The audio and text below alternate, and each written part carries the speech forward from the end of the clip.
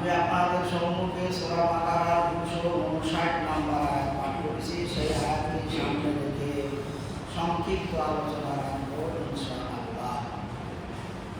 আল্লাহ তাআলা এই আয়াতে অতীতের একটা ঘটনা বর্ণনা করেছেন, যে ঘটনা আল্লাহ তাআলা আল্লাহর রাসূলের উপরে আয়াত নাযিল করে না জানালে জানার কোনো সম্ভাবনা ছিল না। আজ থেকে ২৫০০ বছর আগেকার ঘটনা, বনী ইসরায়েলের মধ্যেকার ঘটনাটা ঘটেছিল ফিলিস্তিনে। ইতিপূর্বে আমরা শুনেছি উজাইর আলাইহিস সালাম তিনি ফিলিস্তিনে জন্ম নিয়ে ওখানে তিনি জীবনযাপন করছিলেন। সেই উজাইর আলাইহিস সালাম যখন সেই ফিলিস্তিনে আক্রমণ করেছিল মুক্তে নাসার সম্রাট, তখন সম্রাট সেই ফিলিস্তিনকে ধ্বংসস্তূপে পরিণত করার পরে প্রায় ৭০,০০০ ফিলিস্তিনিকে বন্দী করে নিয়ে গিয়ে নির্বাসিত জীবনযাপন করতে বাধ্য করেছিল। সেই ৭০,০০০ লোকের ভিতরে উজাইর আলাইহিস সালাম ছিলেন। তখন উজাইর আলাইহিস সালামের বয়স মাত্র ১৫-১৬ বছর, একবারে যুবক ছিলেন। ২-৩ বছর সেখানে বন্দী থাকার পরে সম্রাট সাইরাসের সহযোগিতায় সে সেখান থেকে মুক্তি পায়। ওখান থেকে এসে আবার ফিলিস্তিনে জীবনযাপন করতে শুরু করে এবং ওখানকার লোকেদের মধ্যে আল্লাহ তাআলার একত্ববাদের প্রতি, আখিরাতের প্রতি, জান্নাত এবং জাহান্নামের সঙ্গে মানুষকে ওয়াকিবহাল করানোর প্রচেষ্টা চালাতে থাকে। এইভাবে ফিলিস্তিনের বুকে তার বয়স বেড়ে যখন ৪০ বছর হলো, সেই ৪০ বছর বয়সে উজাইর আলাইহিস সালাম এক সময় কিছু খাবার, কিছু পানি, এ সমস্ত সরঞ্জাম নিয়ে তিনি গাধার পিঠে চেপে যাচ্ছিলেন কোনো স্থানে ভ্রমণে। সেখানে যাওয়ার পথে ফিলিস্তিনের কোনো এক জায়গাতে এক গাছের নিচে তিনি বসেছেন। যে জায়গায় তিনি বসেছেন, গাধাটা সেই গাছের শিকড়ে বেঁধে রেখেছেন, খাবার দাবারগুলো সেখানে রেখে দিয়েছেন পাশে, আর গাধা দাঁড়িয়ে আছে, বাঁধা আছে। তিনি সেখানে বসে বসে সামনের ধ্বংসস্তূপ, এই ধ্বংসটা ভূমিকম্পের কারণে হয়েছিল না কিভাবে হয়েছিল সেটা আল্লাহ তাআলা উল্লেখ করেনি। আল্লাহ তাআলা বলছেন আল-কাল্লাযী মাররা আলা কারিয়াতিন, যখন ওই ব্যক্তি অর্থাৎ উজাইর আলাইহিস সালাম ওই ভূমি যখন অতিক্রম করছিলেন, তারপরে যখন সেই ভূমিকে সামনে রেখে ওই গাছের নিচে বসে বসে তিনি ভাবছিলেন এই যে বিরাট এলাকা ধ্বংসস্তূপে পরিণত হয়েছে, এর মধ্যে বাড়ি ঘর ভেঙে সব সমান হয়ে আছে, ঢুকঢিক হয়ে, তার নিচে অসংখ্য মানুষ যারা মৃত্যুবরণ করেছে, কে কোন অবস্থায় কোন জায়গায় কিভাবে আছে এর হিসাব, এর খবর কে রাখে? আর এদেরকে আল্লাহ তাআলা যে উঠাবেন, তাই বা কিভাবে উঠাবেন? এত মানুষ কে কোথায় কিভাবে পড়ে মারা গেছে চাপা পড়ে, তাদেরকে উদ্ধার করা তো বড় কঠিন। এই বিষয় নিয়ে উজাইর আলাইহিস সালাম বসে বসে ভাবছেন অসম্ভব কাজ। এই ধ্বংসস্তূপের ভিতর থেকে এই সমস্ত মানুষগুলোকে বাইরে করে আবার তাদেরকে তোলা, কবে তুলবে? কিয়ামতের ময়দানে। কিয়ামতের ময়দানে আল্লাহ তাআলা যে সকলের উত্থান করবেন, সেই উত্থানকে সামনে রেখে তিনি ভাবছেন এই মানুষগুলোকে আল্লাহ তাআলা কিভাবে খুঁজে পাবেন, কোথায় কিভাবে মরেছে, কোথায় কিভাবে সব মরে পচে শেষ হয়ে যাবে মাটির তলায়। তো আল্লাহ তাআলা এইরকম তার ভাবনা দেখে, উনি ছিলেন আল্লাহওয়ালা ব্যক্তি, আল্লাহ তাআলার ওয়ালি, আল্লাহ তাআলার ইবাদতকারী, আল্লাহর প্রতি অগাধ তার বিশ্বাস ছিল, আল্লাহ তাআলার দ্বীনের কাজ তিনি করতেন, আল্লাহ তাআলার একত্ববাদের দাওয়াতের কাজ তিনি করতেন। তাই এরকম চিন্তা ভাবনা থাকার জন্য আল্লাহ তাআলা কি করলেন? আল্লাহ তাআলা বলছেন ফাআমাতাহুল্লাহ, তিনি বলছেন পালা আন্না ইউহি হাযাল্লাহু বা'দা মাউতিহা। এইভাবে বিক্ষিপ্তভাবে মৃত্যুর পরে আল্লাহ কি আর এদেরকে খুঁজে পাবেন, জীবিত করতে পারবেন? এই সব চিন্তা ভাবনা তার মাথায় ওই সময়। তখনই আল্লাহ তাআলা বলছেন ফাআমাতাহুল্লাহু মিয়াতা আমিন, আমি তাকে মৃত্যু দান করলাম, ওই অবস্থায় তাকে মৃত্যু দিলাম। অনেকে বলছে ঘুমিয়েছিল, কিন্তু আল্লাহ তাআলা সরাসরি বলেছেন আমি তাকে মৃত্যু দান করলাম মেয়াদা আমিন। আর এই মৃত্যু 100 বছর কেটে গেল, 100 বছর কেটে গেল। উযাইর আলাইহিস সালামের সেখানে মৃত্যু অবস্থায় সুম্মা বাকাসাহু, তারপরে আল্লাহ তাআলা বলছেন আমি তাকে আবার উঠাইলাম, আবার তাকে জীবন দান করলাম। কিন্তু এই মৃত্যুর সঙ্গে অন্য মৃত্যুর কিছু পার্থক্য ছিল। সাধারণত মৃত্যু হওয়ার পরে মানুষের শরীর নষ্ট হয়ে যায়, পচে যায়, শুকিয়ে যায় নানানভাবে, তার শরীরের আর কোনো অস্তিত্ব থাকে না। শহীদ, নবী, ওয়ালি এই সমস্ত ব্যক্তিদের দেহ ছাড়া। তাই আল্লাহ তাআলা উযাইর আলাইহিস সালামের মৃত্যুর পরে তার শরীরকে সেইভাবেই সংরক্ষিত রেখেছিলেন, যেভাবে তিনি ছিলেন সেইভাবেই। সুম্মা বাকাসাহু মিয়াতা আমিন ক্বালা লাবিসনা, আল্লাহ তাআলা জিজ্ঞাসা করলেন কাম লাবিসনা, ওঠানোর পরে তুমি এখানে কতদিন ছিলে, কতদিন এখানে তুমি বসে আছো, কতদিন তুমি এখানে ঘুমিয়ে আছো? ক্বালা লাবিসতু ইয়াওমান আও বা'যা ইয়াওমিন, তিনি বললেন একদিন কিংবা অর্ধেক দিন হবে, এক বেলা কিংবা একদিন, এরকম হবে।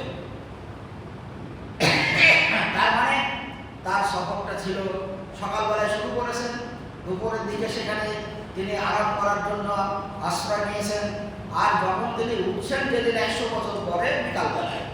তাই উনি ভাবছেন দুপুরে তো আমি এখানে বসেছিলাম, এখন বিকালবেলা অর্ধেক দিন হবে, না হলে একটা পুরা দিন হতে পারে।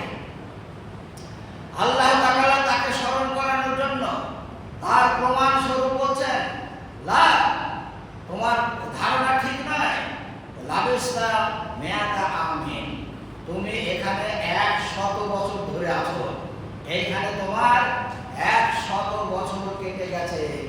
ফানজুর ইলা তাআমিকা ওয়া শারাবিকা লাম তাসিন্না, তোমার যে সমস্ত খাবার, যে সমস্ত পানীয়, তরি তরকারি, যা কিছু তুমি রেখেছিলে, যে খাবারগুলো একদিন দুদিনের বেশি থাকার কথা নয়, তুমি সেই খাবারগুলো দেখো, তোমার তরকারিগুলো দেখো, পানীয়গুলো দেখো, লাম তাসিন্না, সেগুলো নষ্ট হয়নি, পচেনি, কোনো পরিবর্তন হয়নি, সেগুলো সব একই অবস্থায় রয়েছে।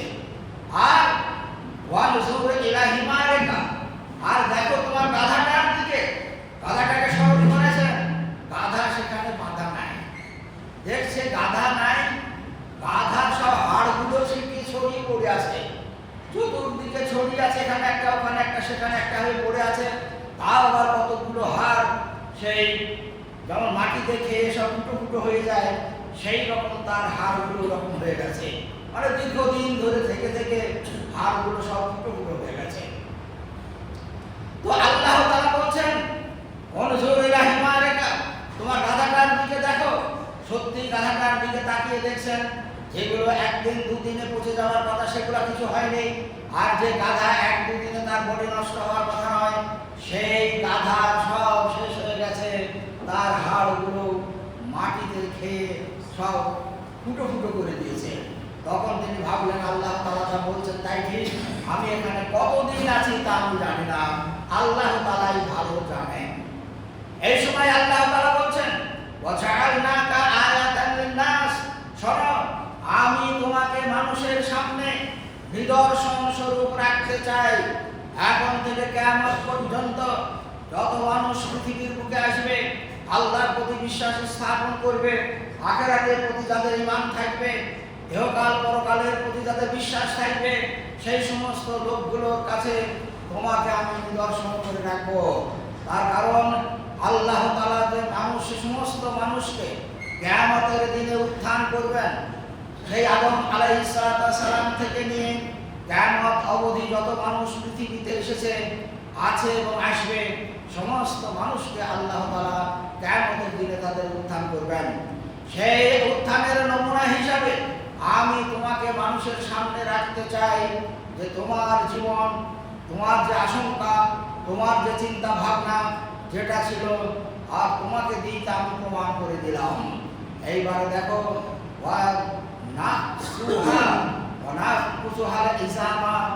আমি তোমার ওই গাধার হাড়গুলোকে কেমন করে জোড়া লাগাই, আর সেই গাধার উপরে কিভাবে মাংস এসে জমে যায় আর সেটা কিভাবে তোমার গাধায় রূপান্তরিত হয়। তখন উজাইর আলাইহিস সালাম আল্লাহ তাআলার এই কথায় তাকিয়ে দেখতে লাগলেন। উজাইর আলাইহিস সালামের চোখের সামনে গাধার সেই হাড়গুলো যেখানে যেটা ছিল সব তার সামনে একটা ঠিক ঠিক জায়গাতে এসে লেগে একটা হাড়ের কঙ্কাল হয়ে গেল। সেই হাড়ের পুরাতন হাড়েরই কঙ্কাল হয়ে গেল। তারপরে হাড়গুলো সব ফুটোগুলো বন্ধ হয়ে স্বাভাবিক হাড় হলো। তারপরে আল্লাহ তাআলা বলছেন, এইবার দেখো নানকুসুহা লাহমান, আমি এই হাড়গুলোর উপরে কিভাবে মাংস লাগিয়ে দিই। তো আল্লাহ তাআলা সেই হাড়ের উপরে মাংস লাগিয়ে দিলেন আর সমস্ত হাড়টা তখন হাড়ের কঙ্কাল, তখন মাংসের কঙ্কাল হলো, তখন চামড়া লাগায়নি। তো উজাইর আলাইহিস সালাম সচক্ষে দেখলেন। তারপরে আল্লাহ তাআলা তার উপরে গাধার যে চামড়া, সেই চামড়া দিয়ে আবরণ করে দিলেন, ঢেকে দিলেন, একটা পূর্ণ গাধা হয়ে গেল। তারপরে আল্লাহ তাআলা সেই গাধার ভিতরে রূহ দান করলেন। গাধাটা জীবিত হয়ে ঠিক যেমন গাছের শিকড়ে তার দড়িটা বাঁধা ছিল আর গলায় বাঁধা ছিল, গাধাকে ঠিক সেই রকম জায়গায় আল্লাহ তাআলা পজিশন করে দাঁড়িয়ে করিয়ে দিলেন। তখন উজাইর আলাইহিস সালাম দেখলেন সচক্ষে মৃত্যুবরণ করার পরে তার শরীরের অস্তিত্ব না থাকার পরেও আল্লাহ তাআলা কিভাবে তাকে জীবিত করেন, কিভাবে তার বডিকে তিনি তৈরি করেন আর তাকে আবার রূহ দিয়ে কিভাবে জীবিত করে আসল জায়গায় নিয়ে আসেন।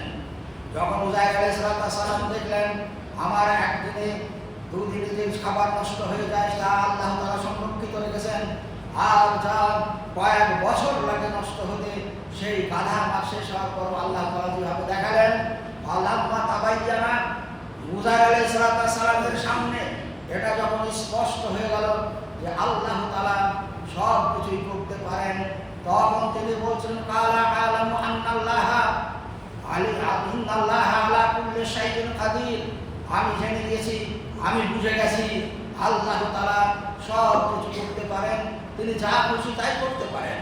তিনি যা করতে পারেন তার ক্ষমতার কোনো শেষ নেই, তার ক্ষমতার অসীম, তার ক্ষমতার অনুমান করা কোনো সৃষ্টির পক্ষে সম্ভব নয়। তাই আল্লাহ তাআলা আজকে আমাকে যা দেখালেন তা কিয়ামত পর্যন্ত আল্লাহ তাআলার ভাষায় নমুনা হয়ে থাকবে।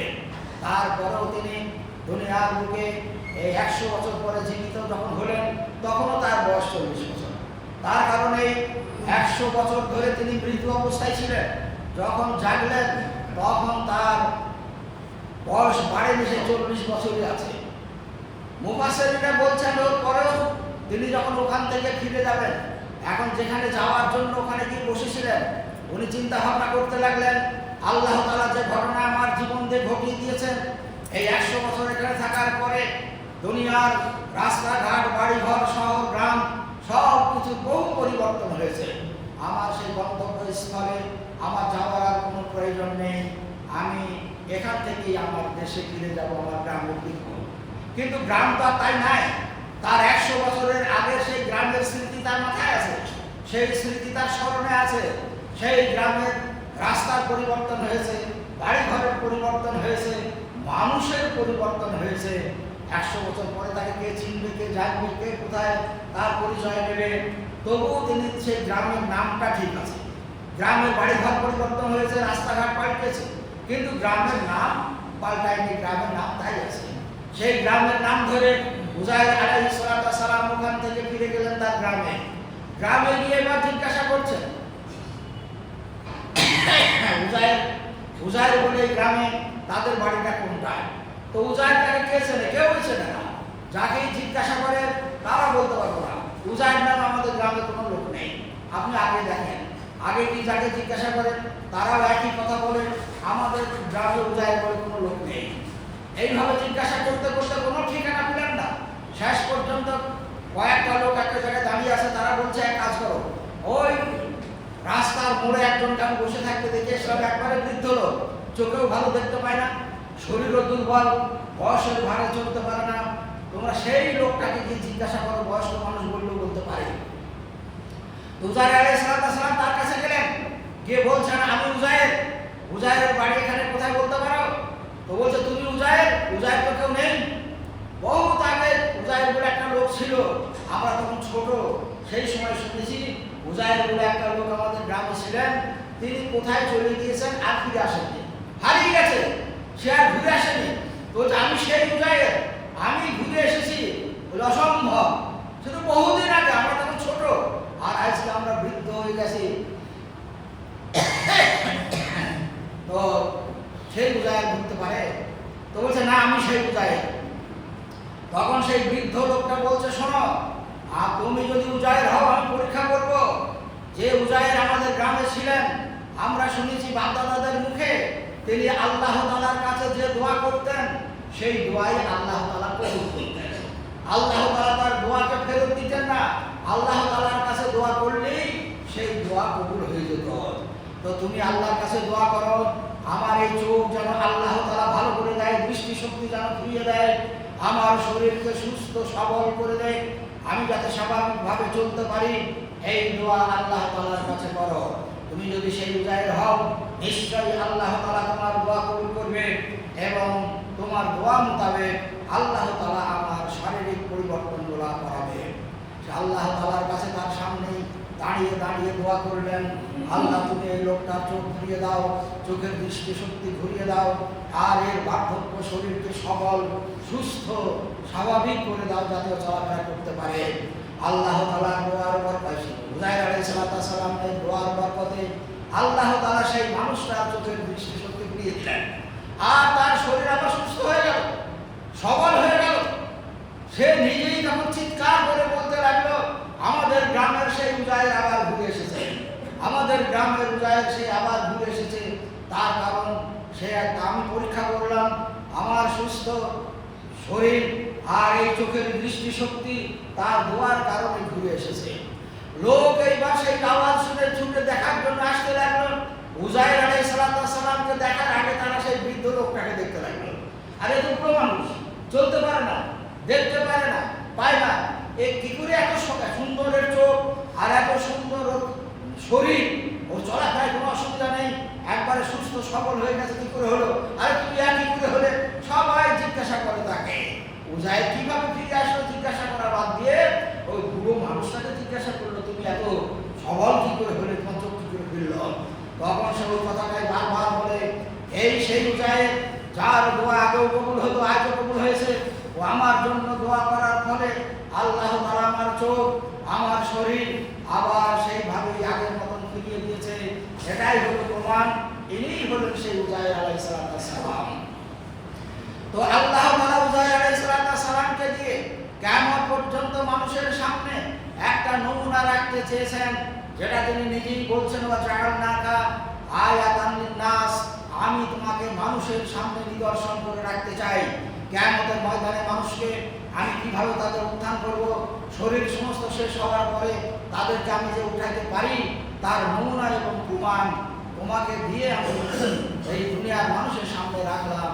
এইভাবেই কিয়ামতের ময়দানে যত মানুষ আদম থেকে কিয়ামত পর্যন্ত এসেছে এবং আসবে, সমস্ত মানুষকে আমি একই দিনে উত্থান করব। তো আল্লাহ তাআলা এটা দিয়ে মানুষকে বলতে চেয়েছেন, কিয়ামতের প্রতি সন্দেহের কোনো অবকাশ নেই।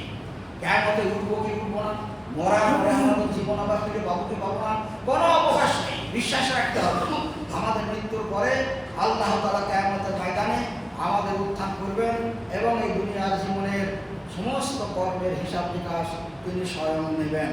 এর প্রতি বিশ্বাস রাখতে হবে, তাহলেই আমরা মুসলমান। বিশ্বাস হারিয়ে গেলে মুসলমান থাকা যাবে না। তো আল্লাহ তাআলা আমাদেরকে তৌফিক দান করুক, আমরা বিশ্বাসের সাথে যাতে দুনিয়ার জীবন আমাদের খাতে না হয়। আমিন। ইবাদুল্লাহ ইন্নাল্লাহা ইয়া'মুরু বিল আদলি ওয়াল ইহসান ওয়া ইতা'i যিল কুরবা